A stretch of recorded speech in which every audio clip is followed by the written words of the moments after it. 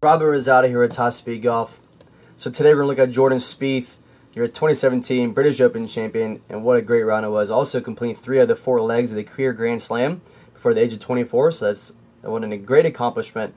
So today we're going to look at his swing and the unique move that he does in his golf swing that's able to have him be so consistent and obviously win so many majors and so many tournaments, and why it's going to be so beneficial in the long run for his totality of his whole career. So let's go ahead and dive into his swing, identify what he's doing great, his unique move, what he's doing, and how it's good, and what we can do to kind of mimic what he's doing. So let's go ahead and take a look at the top of his golf swing here. And we're going to stop at the top, and we're going to pay really close attention to his left arm. He has a great setup and a great takeaway, nice and wide, great shoulder turn here. You'll notice how much his shoulders are turned. So if you notice clearly how much his left arm is bent, and as an instructor, I'm guilty of it, and I hear a lot of instructors talk about how much we need to keep that left arm really straight throughout the golf swing. And as you can see right here, how much his left arm is bent. And in general, the average amount of all tour players, 20%. Every tour player has about 20% bend in their left arm at the top of their golf swing. You can see Jordan has a little bit more than, and it's clearly more noticeable. But what that's doing is creating more relaxation on top of his swing. So if we had that left arm really straight, like I see a lot of people do, a lot of amateurs I give lessons to, have that left arm really straight, focusing so hard on it, and what that does is create tension in the swing. So it doesn't allow their wrist to kind of set, it doesn't allow them to get lag on the downswing because there's so much tension excuse me, on the way down that they're not able to use their wrists and their hands properly, especially on the downswing. So what that does is cause them to cast. So that's just kind of, you can notice with Jordan here, with the left arm being bent, and why that's actually a good thing for him, and in general I would say a good thing for people to try to mimic if they can't really focus on getting the left arm really straight. Don't be afraid to let that left arm bend even at the top of the golf swing. And even on the downswing, so now as we start his downswing, his left arm still slightly bent, and with the left arm being a little bit bent, that is actually creating a little bit of lag just from his left arm alone. When we talk about lag in the golf swing, just like for Sergio, for a good example, how flexible his wrists are and how much lag that's creating, but we kind of forget about the arms. So the left arm being slightly bent, even on the way down, you can see over here it's a fraction bent. That's actually creating lag as well. It's kind of like a secondary lever. So his first lever would be his wrists, how much that's able to shallow out the club and create lag. But a secondary lever would be his left elbow, and why that's helping to create lag. But the biggest thing that I know Johnny Miller talked a lot about was what his left arm is doing coming into the ball, and why that's nice and straight. So I watched an interview with Jordan Spieth, and what he talks about when he's off in his swing, the reason why that left arm is kind of bent, and he's been doing it since he was a kid, that helps him stay nice and consistent, keep that club face nice and square through impact. So even when he's a little bit off, he's only about a degree or 2 off compared to most of us, or even tour players. When they're off, they're about 4 or 5 degrees off of their path, left or right. So just to put that in perspective, when you're about 4 degrees off of your path coming into the ball, that leads to about 17 yard dispersion. Now in totality, so that's right or left. In totality, that's 34 yards dispersion from left to right or right to left. So you can see just how much, just 4 degrees being off on your path will lead to that much dispersion. So with Jordan having that left arm slightly bent and keeping that club face nice and square, when he's missing it, it's only about 1 or 2 degrees off as far as the path. So his dispersion is a lot tighter than it would be even most tour players. And again, what you can see here, we're going to talk about the release. And that's what he's famous for. It's kind of that chicken wing look.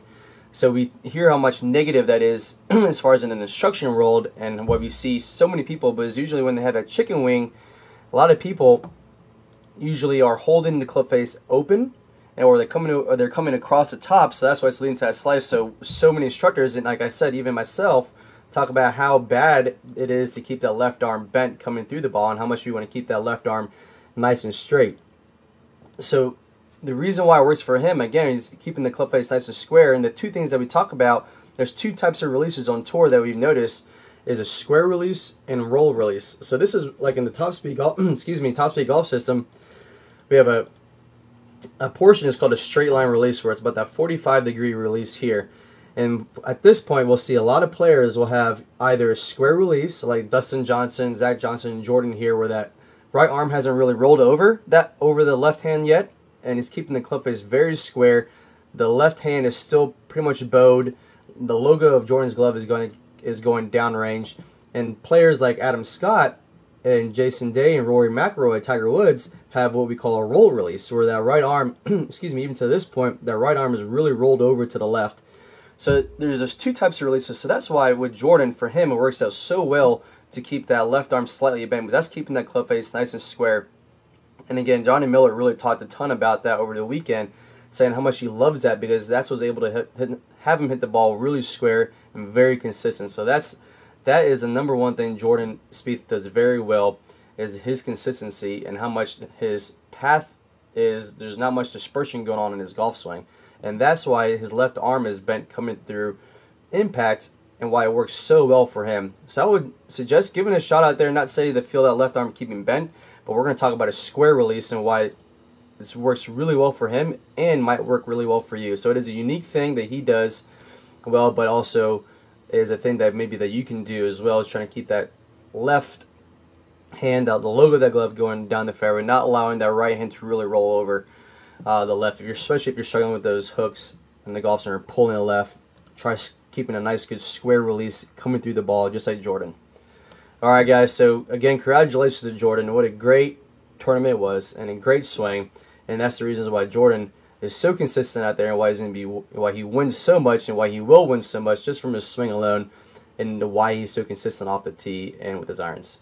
Alright guys, thanks. Good luck out there. Play well and have fun as always. Hey guys, I hope you really enjoyed that video talking about Jordan Spieth's swing and what he's doing uniquely with his left arm, especially at impact. So we talked about the square release and roll release, and if you're trying that out but you're not really hitting all that solid, well, there's going to be a preview of a video that's going to play in a second talking about compression.